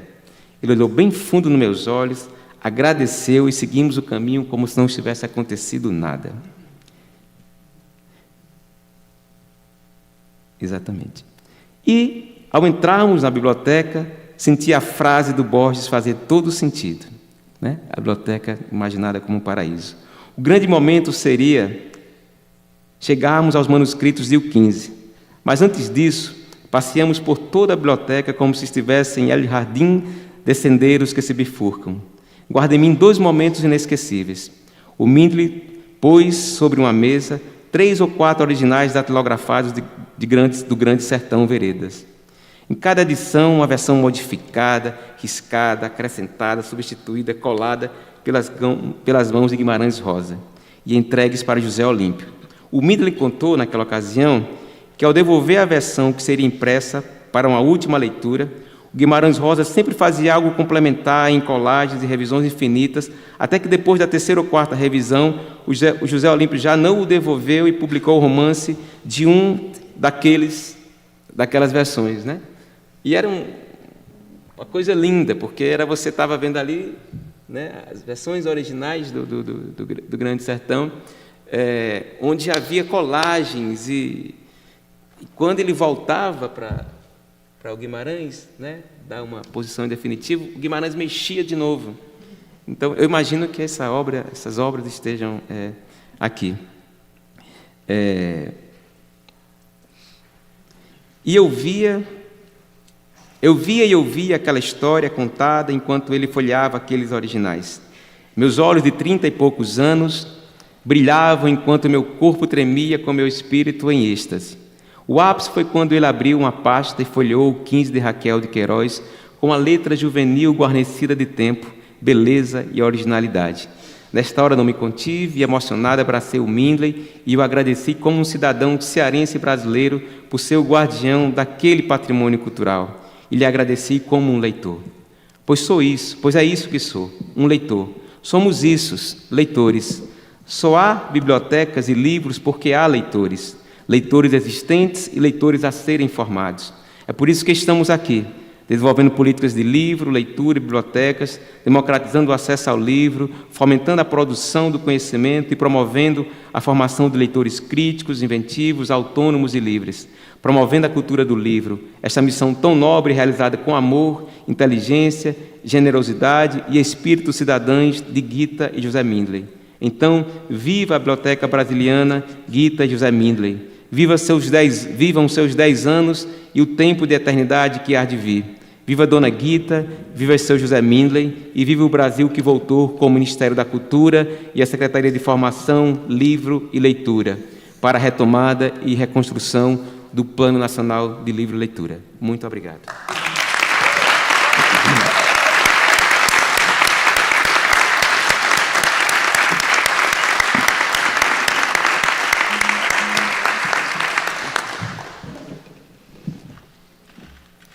Então, eu não sei qual seria o verbo, Fabiano, mas o Mink, então, revoltou, é isso? A revoltação, acho que vai ficar guardada entre nós e não poderíamos ter um melhor fecho. Eu gostaria, então, como você diz, vivam uns 10 anos, né, que sejam multiplicados por infinitos 10, 20, 30, mas eu acho que a gente precisa agradecer uma outra obra do casal, que são seus filhos, e que são também guardiões, estão preservando e nos ajudando a que isto, onde nós estamos, também permaneça. Então, é isso. Eu acho que nós ainda temos, um pequeno tempo, não sei se um tempinho. Todo mundo, eu agradeço, porque vocês foram ultra comportados, não teve nenhum, né, recadinho assim passando. Muito obrigada. Porque a gente gostaria também... aliás, eu já tinha até me dito que eu não ia fazer isso, porque eu falei, gente, como é que eu vou cortar palavras dessas pessoas que trazem coisas tão bonitas, inspiradoras e novas para todos nós. E ouvi-los todos ao mesmo tempo, eu acho que é uma coisa, uma experiência e uma possibilidade única, né, que nós estamos tendo hoje. Então, gostaria de saber se alguém teria alguma pergunta, algum comentário. Obrigada, Alexandre. Tem o microfone, como é? Você quer um emprestado aqui? Ou você vem até aqui? Sim. Sim.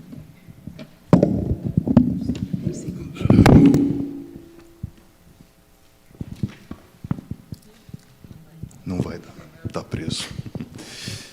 Bom, eu não podia começar de maneira diferente agradecendo essa mesa super importante para a história da biblioteca, para a gente refletir sobre essa história.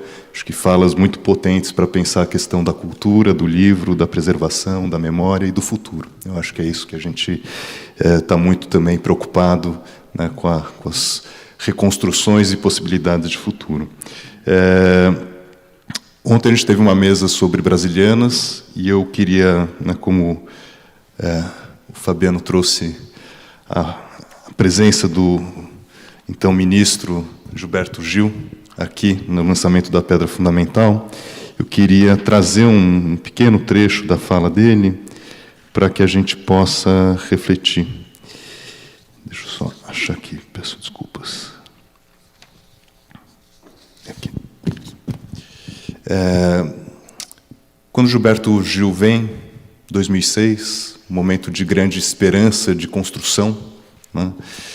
Momento de construção de políticas de ação afirmativa, políticas de, enfim, o processo em que as coisas avançavam de maneira bastante rápida. Ele diz o seguinte: muitos dos livros reunidos aqui são testemunhas e falas sobre essas populações, para ele, as populações brasileiras, né, que são descritas, mas que não têm ainda sua própria voz, né? Ele falava daquelas vozes não, assim, incorporadas nos discursos. Há também registrada na tinta das impressões uma história nossa, que é da violência excludente. São documentos que nos dizem respeito, que também naquilo que apontam para o passado não transposto, são resíduos que fazem nosso presente problemático. Temos que construir instituições democráticas para que outras pessoas, gente como eu, diz então Gilberto Gil, como o grande intelectual Milton Santos, tenham sua palavra ouvida, sua contribuição reconhecida e valorizada. Eu acho que aqui a gente tem exemplos de instituições que de fato têm essa preocupação, né? Eu acho que a preservação e na preservação a pluralidade de vozes. Então eu queria trazer, né, talvez aqui para que a gente possa pensar um pouco sobre possibilidades e caminhos para essas, né, um pouco no desafio da imensidão do que tem de informação, como conseguir garantir que essas vozes sejam preservadas e ouvidas, né, na imensidão da pluralidade que se coloca hoje, né, enfim, de informação que circula. Então, não sei se eu já aproveito que o microfone está aqui para abrir uma primeira rodada, eu acho que a primeira e única, por conta do nosso tempo, colher mais, talvez, uma, duas perguntas.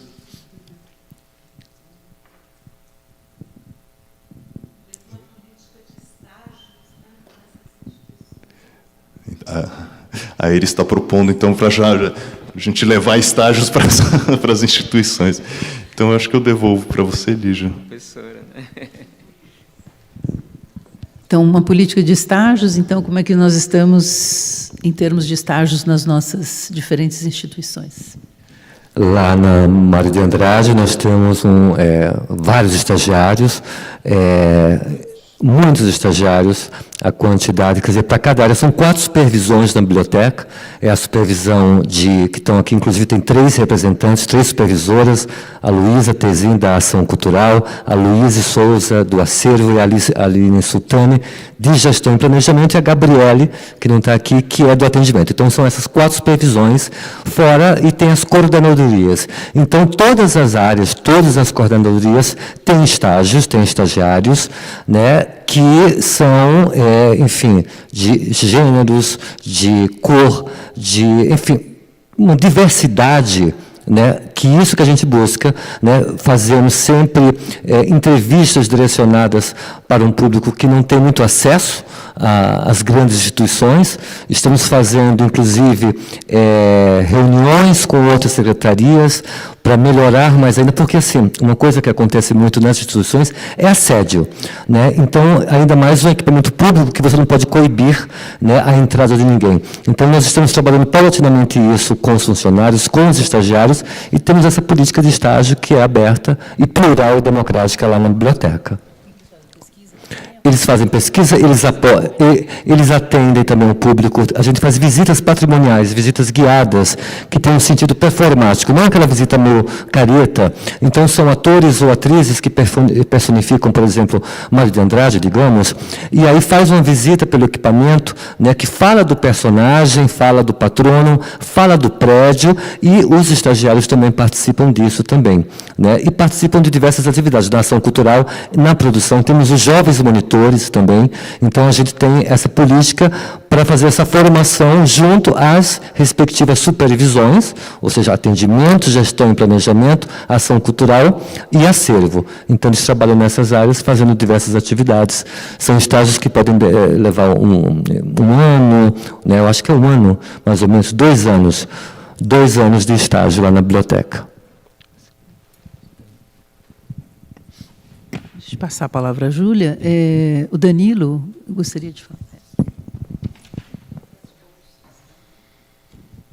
Bom, nós temos uma política intensa de estágio em todas as múltiplas atividades que nós realizamos. Nós temos uma variedade grande de ações, nós temos gente que vai da alimentação até atividade física, atividade cultural, enfim.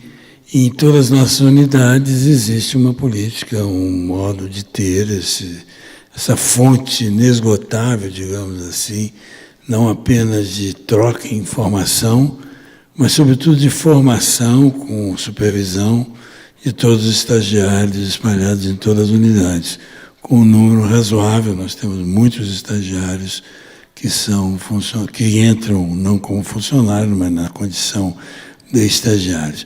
Mas eu gostaria de, só para complementar, eu falei um pouco da questão do acervo e da discussão sobre acervo e da brasiliana, de modo geral, mas deixei de lado um pouco o aprofundamento da política realizada pela instituição do ponto de vista do livre leitura, né?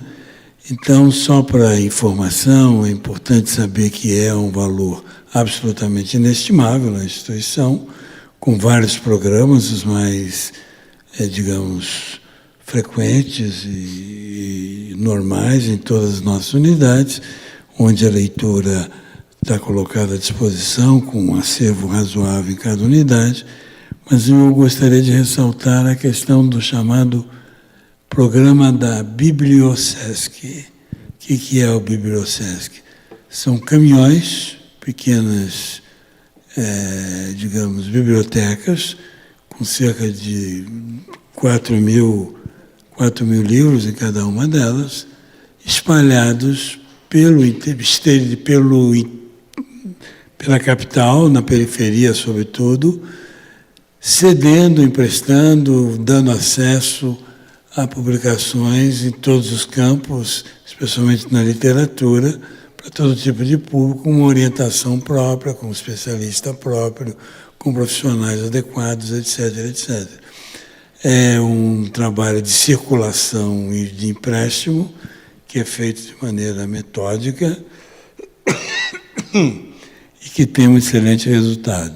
É importante ressaltar isso e dizer que nós estamos à disposição sempre para aprimorar e desenvolver cada vez mais o nosso trabalho.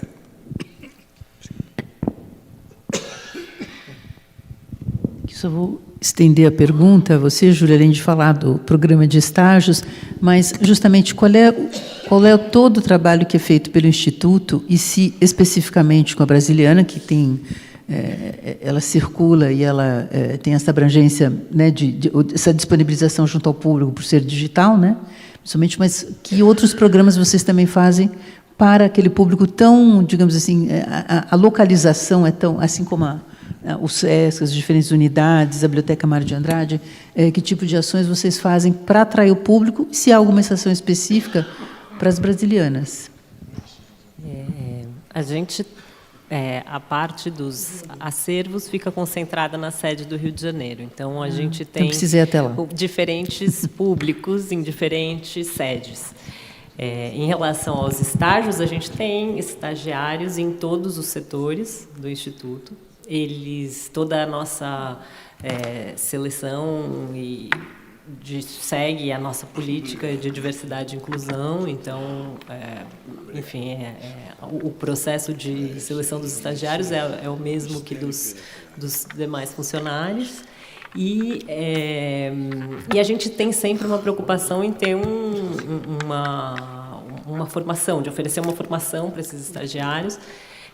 Muitos funcionários do Instituto começaram como estagiários, porque a gente tem certos departamentos e certas atividades que são, por exemplo, o laboratório de fotografia analógica é um trabalho que é desenvolvido ali, que é muito, pela sua natureza, é muito formador e que precisa ter sempre gente sendo formada, porque não é algo que encontra, enfim, formação em muitos outros lugares. Então, a gente acaba tendo relações muito longas com os estagiários, sempre que possível eles são incorporados à equipe. Isso, porque em geral o estágio é via CIE, né, como muitas empresas, então são só 2 anos, e a gente tem, mas algo que é um pouco informal, começou, e que talvez em algum momento seja algo que a gente possa formalizar. Muitos professores nos procuram para levar suas turmas. Então, tem professores com quem a gente desenvolve uma relação longa e que todos os anos levam as suas turmas de primeiro ano, de gente que está entrando na universidade, para que tenham um contato com um ambiente de pesquisa e que sintam, assim, que percebam o quanto eles podem usufruir daquele espaço e entender a mecânica mesmo, como que eles marcam horário, o que eles vão ter lá, que tipo de atendimento, porque é algo que às vezes inibe um pouco, né? Para quem já é, para os pesquisadores, enfim, que fazem disso seu ofício, já é uma coisa natural, mas para quem está começando a carreira é muito importante ter esses primeiros passos. Então, isso é algo que, por exemplo, não está formalizado, mas a gente faz todo ano e privilegia sempre, por exemplo, essas turmas, porque a gente, enfim, acaba considerando que é um momento de formação também. Então, isso se soma às várias ações que a gente tem um departamento grande de educação, que faz muitas atividades vinculadas às exposições, claro, mas não só, né? Não só. A gente tem muitas frentes, então acaba que eles se dividem em tentar criar atividades de formação de professores, voltadas para um público de educação fundamental, por exemplo, até, enfim, nos acervos em geral a gente recebe mais um público já universitário que quer aprofundar suas pesquisas nos acervos. Então, obrigada. Acho que não sei se está ligado. Está ligado? Não.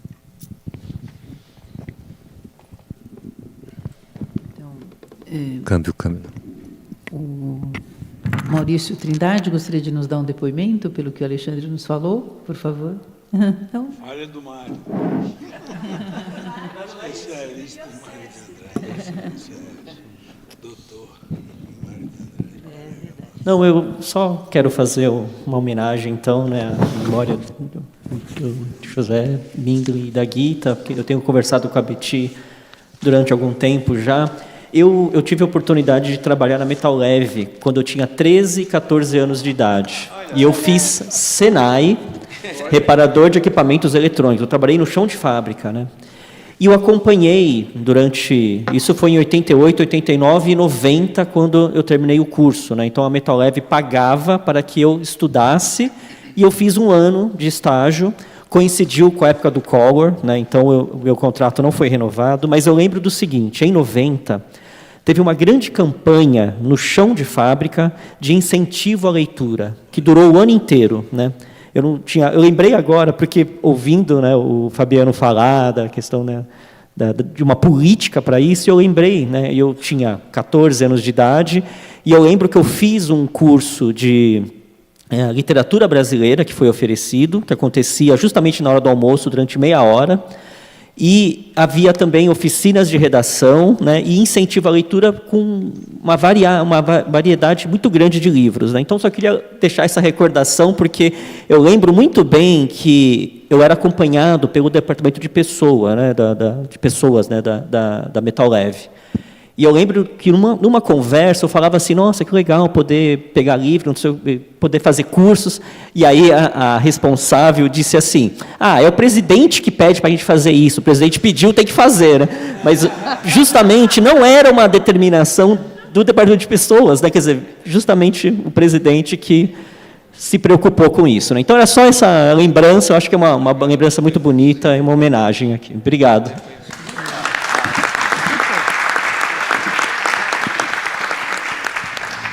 E hoje o Maurício é um doutor em Mário de Andrade, formado aqui na USP.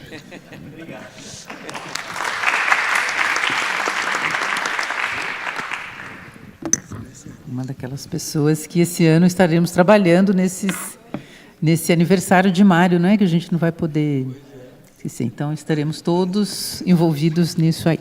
Eu acho que nós já podemos... Não sei se mais alguém gostaria de... Claro, além de fotografar, você pode também fazer perguntas. Tem direito. Vem aqui.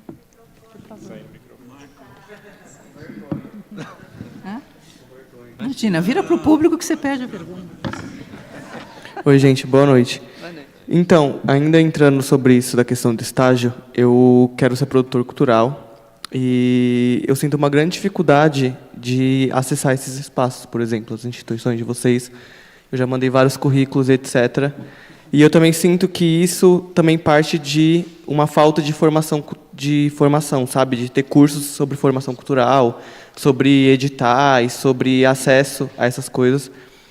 Então, eu queria entender, tipo, o que vocês esperam das pessoas que se candidatam para as instituições de vocês e etc. Acho que é algo nesse sentido, assim. Muito obrigado. Quem quer responder? O processo seletivo. O Danilo quer falar. Essa temos que responder todo mundo aqui. Esse daqui não acho tá, que não tá funcionando. a gente tem que fazer junto.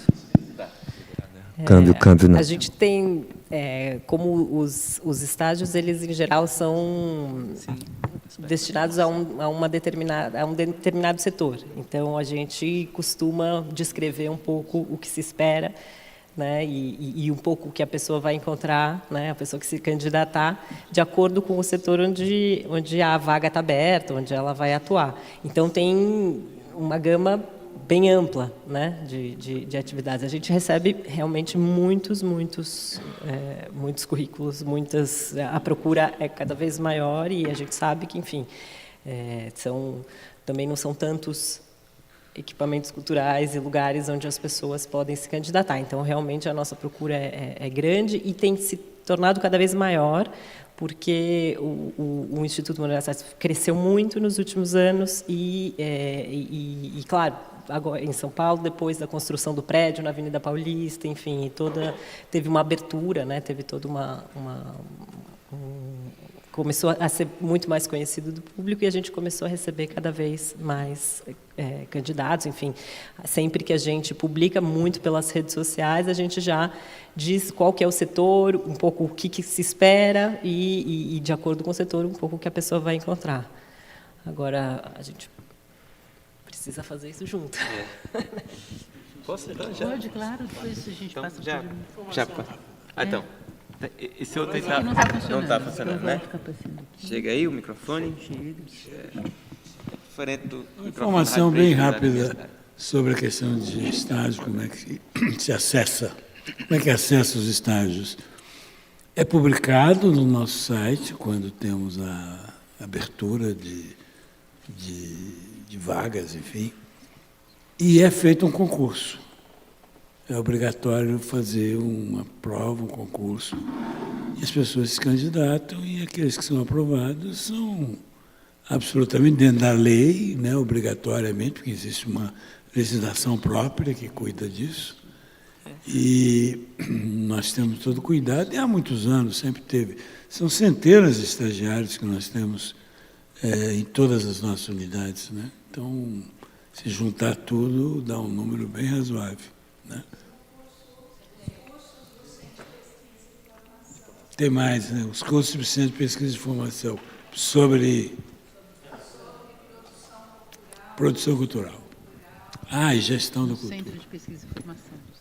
Eu fiz um na Funarte. Em relação à biblioteca, à SMC, a Secretaria Municipal de Cultura, a Secretaria disponibiliza, né, vários estágios no site dela, né, no portal da Prefeitura, da Secretaria Municipal de Cultura, e ela disponibiliza X vagas para cada um dos mais de 100, quase cerca de 150 equipamentos culturais, entre centros culturais, museus, casas de cultura, etc. e tal. Então, e as bibliotecas da rede municipal também, que são mais de 50. Então, cada instituição, né, recebe uma cota de estagiários, né, para compor a sua equipe. Então, é assim que funciona, mas pelo site da Prefeitura, da SMC, e seguindo também as redes da Biblioteca Mário de Andrade, a gente sempre divulga as vagas e as áreas de estágio que nós estamos procurando para fazer as entrevistas. Satisfeito? Ainda tem mais um. Só posso colocar um aspecto que é o da forma... Desculpe. Como é o teu nome? Marcos. O Marcos trouxe uma questão, para além do estágio, ele trouxe a formação também, né? O Ministério da Cultura funciona em Brasília, então lá tem uma política de estágios para os setores mais administrativos do Ministério.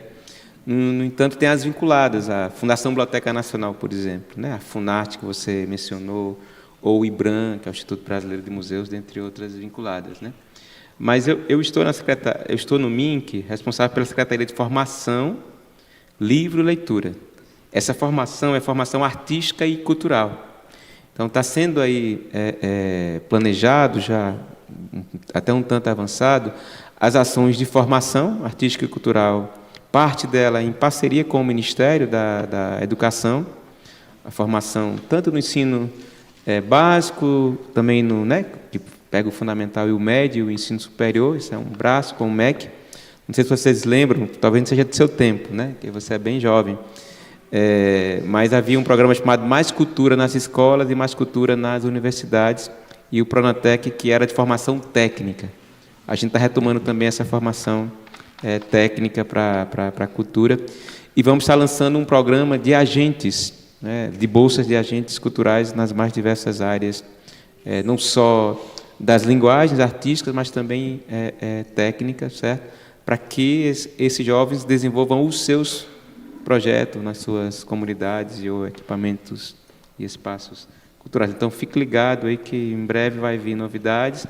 Vai ser realizada, já vou dar aqui em primeira mão, o Seminário Nacional de Cultura e Educação, de 14 a 16 de junho, lá em Brasília, a abertura, inclusive, com a ministra Margarete, do MINC, e o ministro Camilo Santana, do MEC, para a gente estar construindo tanto a política da formação, né, artística e cultural, como também das políticas de livro e leitura que envolvem esses dois ministérios.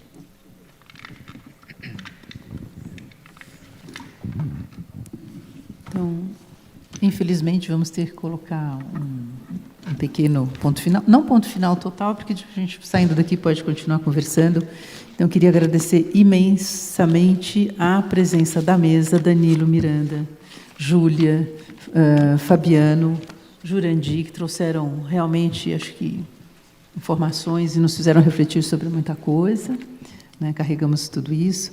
Agradecemos a presença de vocês e lembrando que nós agora encerramos essa mesa, mas daqui a meia hora, às 19 horas, mais ou menos daqui a meia hora, nós teremos a cerimônia de comemoração dos 10 anos da biblioteca, com a presença do reitor, professor Carlos Gilberto Carlotti, da professora Maria Arminda Nascimento Arruda, que é a vice-reitora da USP, com a professora Marli Quadros Leite, que é pró-reitora de Cultura e Extensão, e também com os representantes da biblioteca, o nosso diretor Alexandre Sais. Então é isso. Muito obrigada. Até daqui a pouco.